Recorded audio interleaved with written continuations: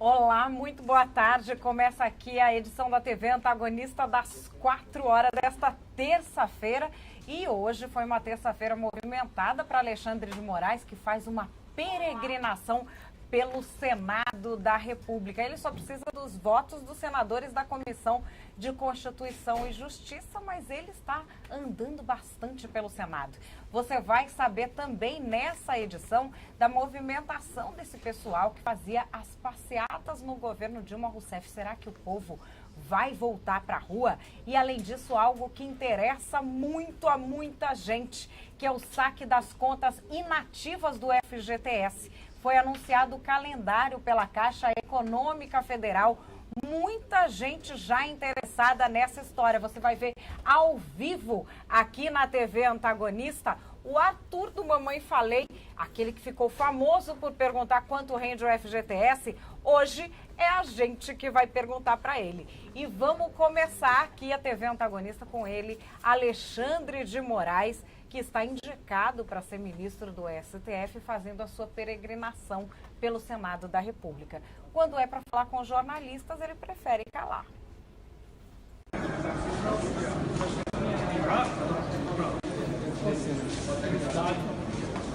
Ministro, dá só uma palavrinha com a gente, como é que foi o encontro aí com os senadores, ministro? O senhor vai continuar fazendo visitas aqui, ministro? Vai se reunir também com senadores do PT, da oposição?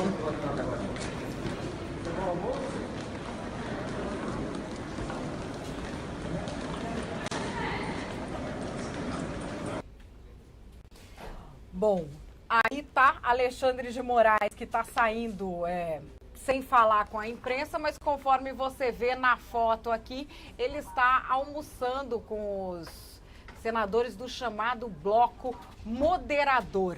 Depois teve muito o que conversar com eles. Parece que conversou tanto que uma parte prestou atenção numa conversa, outra parte prestou atenção noutra. Não entendi bem que conversa que aconteceu lá. O Diego Amorim conversou com 2 senadores diferentes e parece que cada um estava em uma reunião.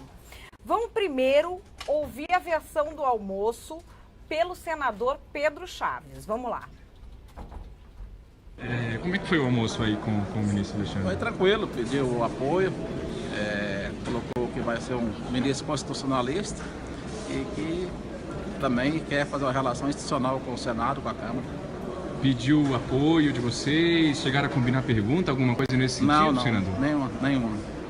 Nenhum sentido. Falou que essa batida prevista para terça-feira que vem vai se colocar disposto para responder todos os questionamentos. Falou do currículo dele, só isso. E Lava Jato? Tocou algum assunto? Vocês questionaram alguma coisa assim? Não, nenhum momento. E a sabatina informal lá do barco também, ele tocou no assunto? Não, também não. Não foi falado nada, mesmo porque aquilo lá foi um jantar apenas e depois você colocou como foi um barco, foi um jantar normal. Foi um jantar normal? Isso, tá bom? Obrigado. Bom, a gente trocou aqui a ordem dos vídeos. Esse foi o senador Cidinho Santos, que, como vocês viram, disse que o Alexandre de Moraes não comentou nada sobre a Lava Jato. Que não falou nada sobre a Operação Lava Jato durante esse almoço. Agora, vamos ouvir o que disse o senador Pedro Chaves. Senador Pedro Chaves, como é que foi esse almoço agora com o Alexandre de Moraes aqui no gabinete? Foi extremamente republicano, porque o meu bloco moderador é constituído de 5 partidos, então todos ali hoje comungaram a mesma ideia, porque o ministro foi muito feliz, ele colocou que a posição dele, se for eleito para o STF, ele vai ser essencialmente técnico, vai se ater à Constituição, vai se ater aos autos e vai ter a sensibilidade que é necessário para um juiz. E vai... Ele falou de Lava Jato, senador? Ele falou, ele é favorável e ele vai respeitar aquilo que Montesquieu falava, né? O equilíbrio entre os poderes. Os poderes devem ser independentes e devem ser respeitados uns aos outros. E ele deu um presente aí para vocês, um livro, ele deu de autoria dele? É um livro para mostrar o ponto de vista dele, onde há posições em relação... Ele é um constitucionalista, né? Então isso é um dado importante. Bom, a gente viu aí 2 versões diferentes desse almoço. Parece que o que se conversou lá não é bem o que eles falaram para a imprensa, porque num almoço ter 2 versões tão diferentes, será que os 2 senadores são assim tão dispersos? Parabéns ao Diego Amorim por ter feito aí as perguntas. E vamos continuar. Os movimentos de rua querem voltar para as ruas. A gente tem o Vem Pra Rua e o MBL falando numa passeata do dia 26 de março. Várias pessoas estão falando as suas razões. Então a gente tem aqui, pelo fim do Estatuto do Desarmamento, fim do foro privilegiado, pelo bom andamento da Lava Jato e pelas reformas trabalhista e previdenciária, cortando privilégios e mamatas de políticos e do judiciário. Aí a gente resolveu falar com alguém que faz parte de um desses movimentos, coordenador do MBL, o Tiago Pavinato. Vai falar pra gente por que o pessoal está resolvendo voltar para as ruas. Oi, Madalene, minha querida, olá, audiência do Antagonista. Dia 26 de março nós vamos voltar às ruas sim, porque o Brasil mudou, com a população saindo às ruas e fazendo a sua voz ser ouvida, exercendo direta e responsavelmente a sua cidadania, depois da Operação Lava Jato, que está aí, do impeachment da Dilma Rousseff, depois da aprovação do teto de gastos públicos. O Brasil avançou, mas precisa avançar mais. Precisamos, no dia 26 de março, lutar pela reforma da Previdência, porque a matemática é uma só. Se continuar do jeito que está, daqui a alguns anos não vai ter dinheiro para pagar mais ninguém, porque não existe dinheiro público. Existe dinheiro do contribuinte, do pagador de impostos, dinheiro meu, dinheiro seu. Não existe um pé de dinheiro mágico em Brasília. Precisamos também de uma reforma trabalhista, porque o Brasil no mundo é um dos ambientes mais hostis para qualquer tipo de negócio. E sem essa reforma, nós não vamos ter novas vagas de emprego. Nós não vamos conseguir recolocar no mercado de trabalho a horda de desempregados criada durante a era de PT no poder.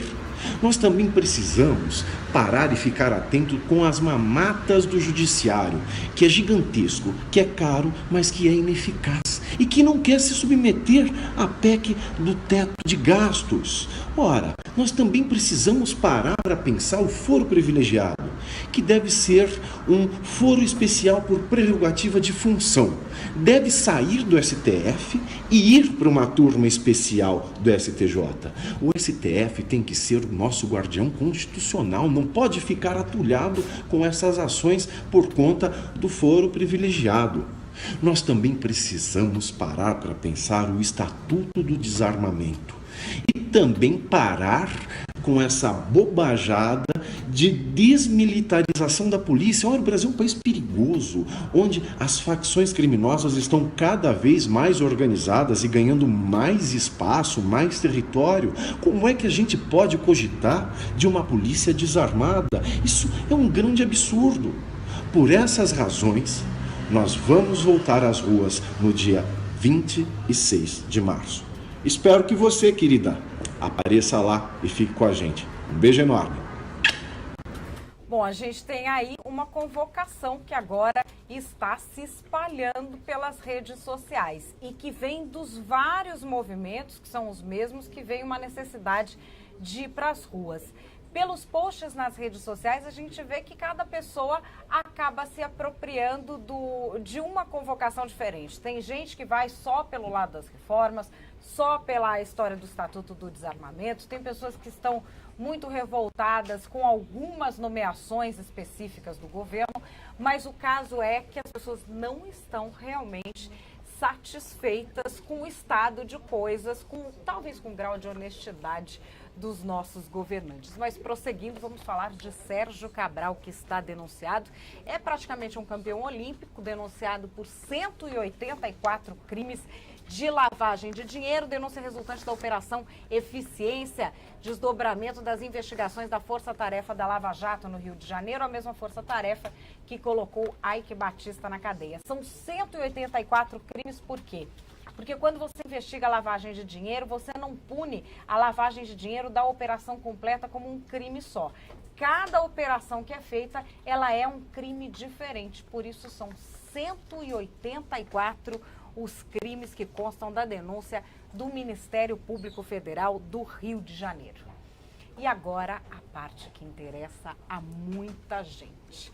O presidente Michel Temer finalmente fez hoje, com pompa e circunstância, numa cerimônia que teve discurso de todo mundo, o anúncio da possibilidade de saque das contas inativas do FGTS. Vamos dar uma olhada.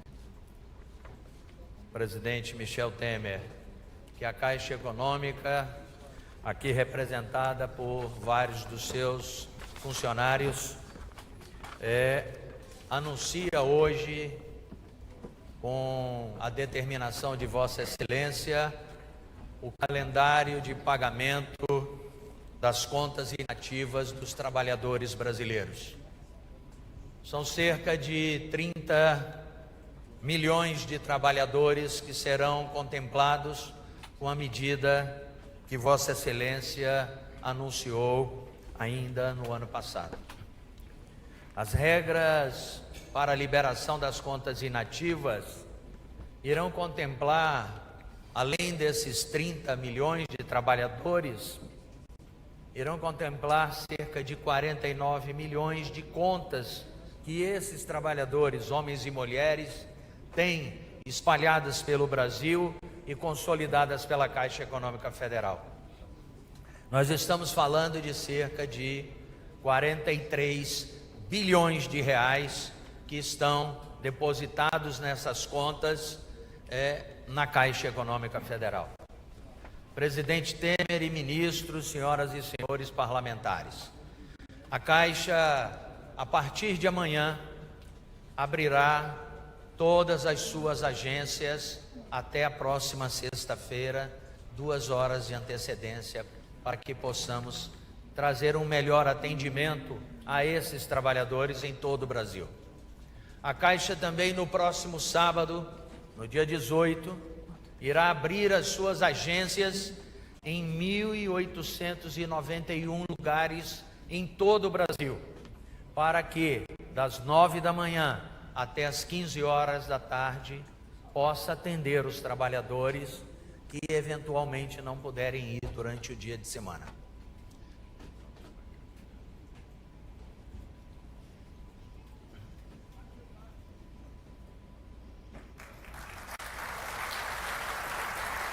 Discutimos como injetar valores na economia brasileira.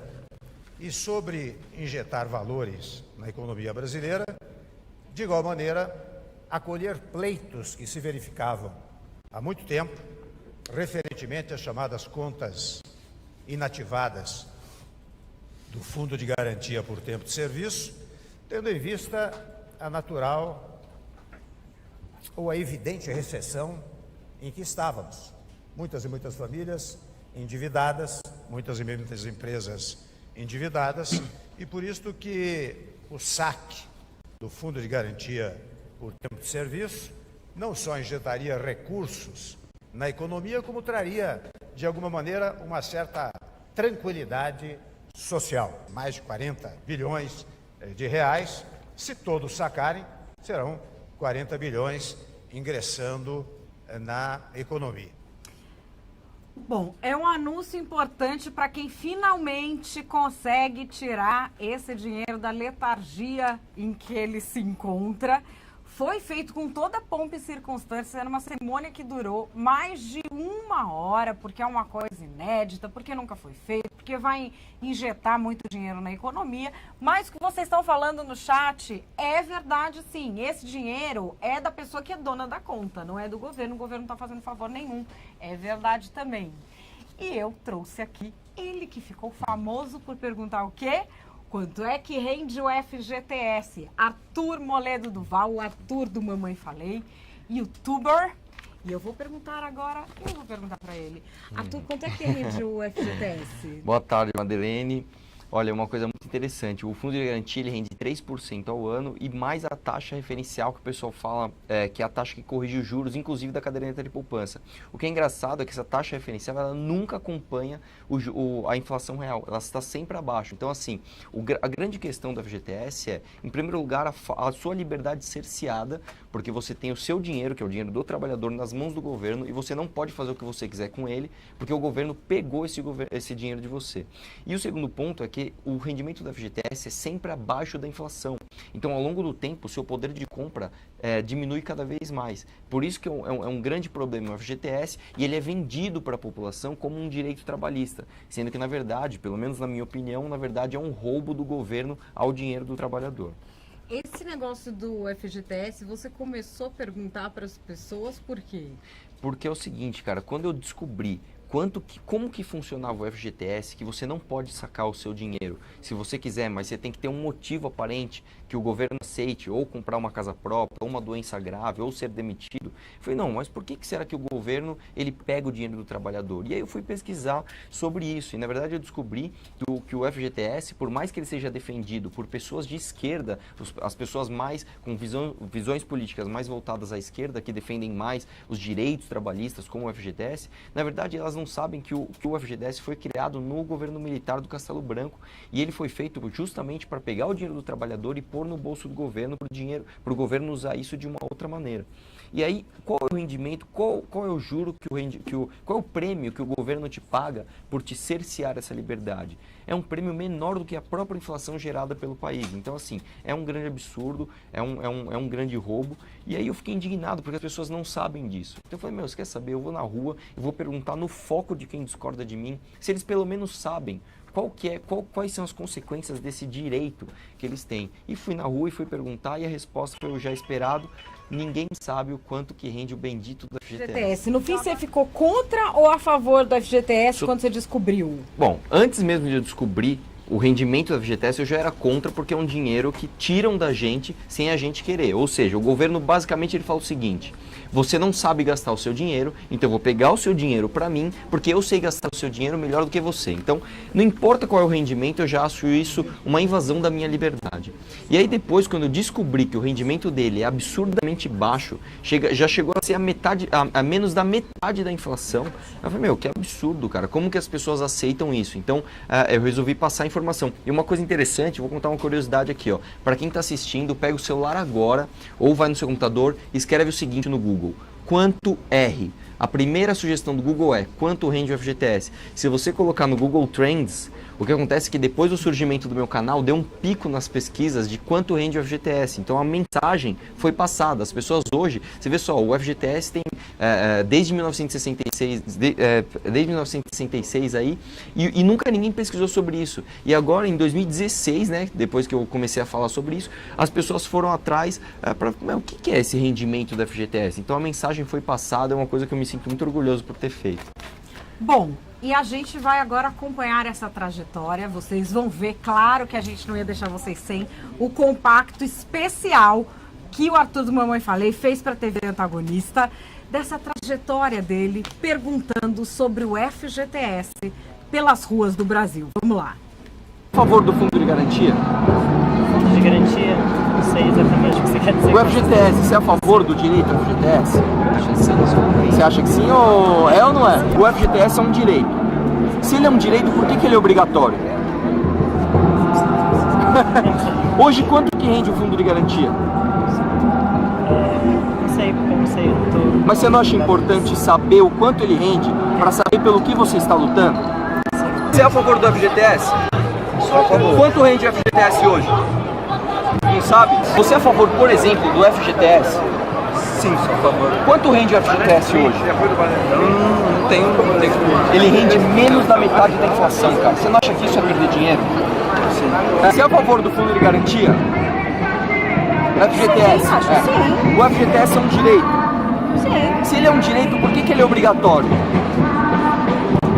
Por que não pode dar o dinheiro direto na mão do trabalhador? Não sei. Quanto que rende hoje um fundo de garantia? Não sei quanto rende um fundo de Pra garantia. que saber, né? Não sei mesmo. Quanto que é?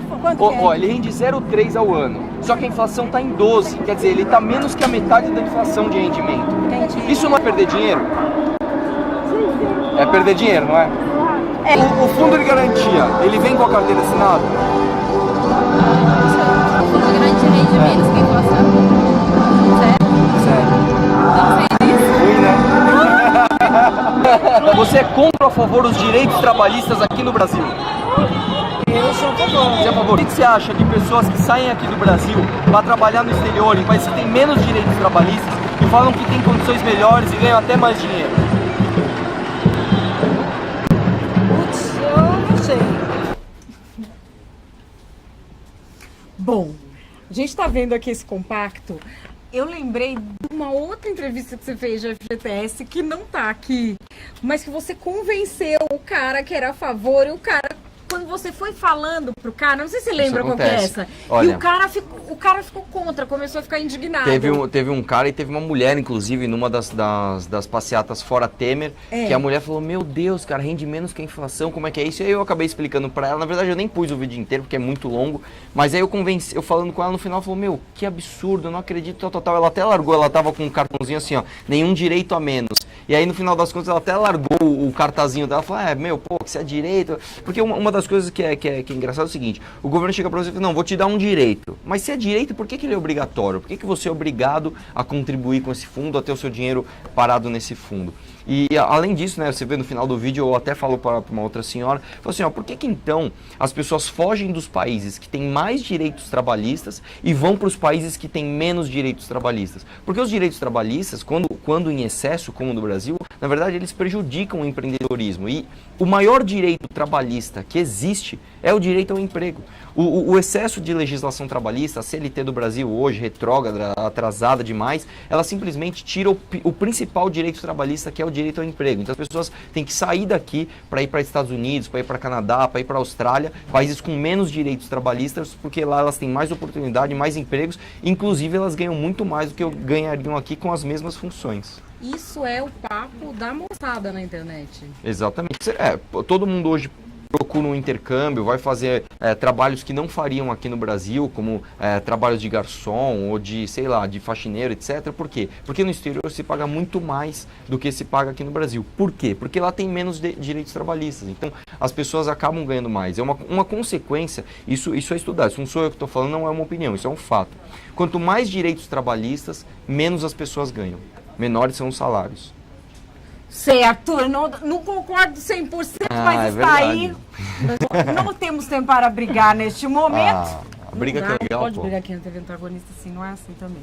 Mas, enfim, é isso. Arthur do Mamãe Falei veio aqui trazer esse especial compiladão do FGTS no dia em que foi anunciado aí o saque das contas inativas. Obrigada, viu, Obrigado por ter você. vindo. Obrigado pelo convite. Enfim, vai terminando aqui a edição das 4 da tarde da TV Antagonista. Lembrando que a TV Antagonista tem o patrocínio da Empíricos, que é sócia do Antagonista.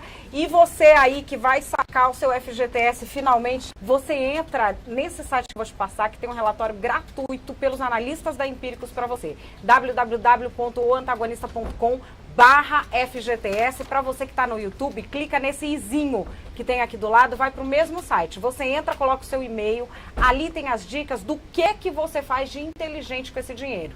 A Empíricos não é banco, não é corretora, não tem o rabo preso com ninguém, é independente, é uma consultoria financeira que tem como missão ensinar pessoas comuns como você e como eu a ganharem dinheiro investindo. A TV Antagonista volta amanhã ao vivo às 10 da manhã, mas você pode ver o tempo todo, porque os nossos vídeos estão no nosso site, estão na internet, estão nas nossas redes sociais, estão o tempo todo disponíveis para você ver e compartilhar com seus amigos. Muito obrigada pela audiência, pela compreensão, pelas sugestões e a gente volta amanhã às 10 da manhã. Um beijo, tchau!